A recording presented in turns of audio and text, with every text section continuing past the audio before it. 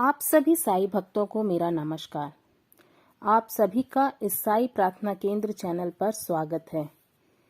फिर इस गुरुवार को हमारे इस प्रार्थना केंद्र में सामूहिक प्रार्थना की गई है। अगर आपकी भी कोई प्रार्थना हो तो आप हमें भेज सकते हैं, क्योंकि सामूहिक एकता में बहुत शक्ति होती है।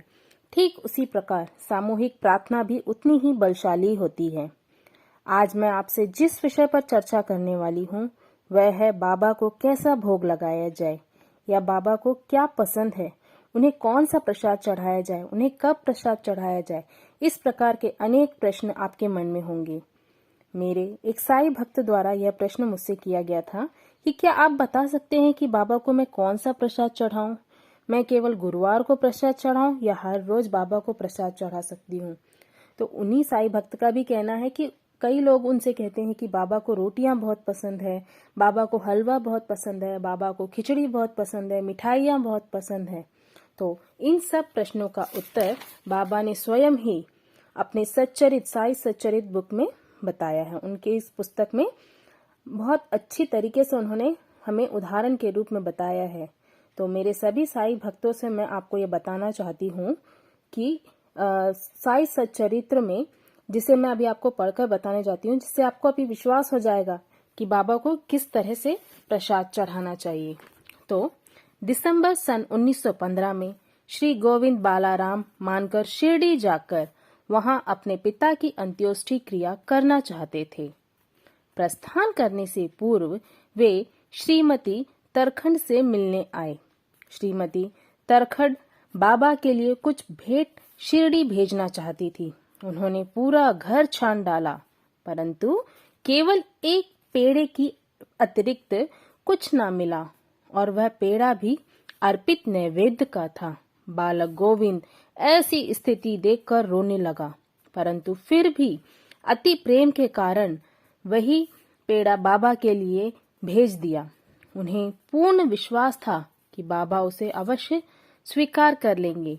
शिरडी पहुंचने पर गोविंद मानकर बाबा के दर्शनार्थ गए, परंतु वहां पेड़ा ले जाना भूल गए। बाबा यह सब चुपचाप देखते रहे, परंतु जब वह पुनः संध्या समय बिना पेड़े लिए वहां पहुंचा तो फिर बाबा शांत ना रह सके और उन्होंने पूछा कि तुम मेरे लिए क्या लाए हो? उत्तर मिला, कुछ नहीं। बाबा ने पुनः प्रश्न किया और उसने वही उपयुक्त उत्तर फिर दोहराया। अब बाबा ने स्पष्ट शब्दों से पूछा, क्या तुम को माँ श्रीमती तरखंड ने चलते समय कुछ मिठाइयाँ नहीं दी थी?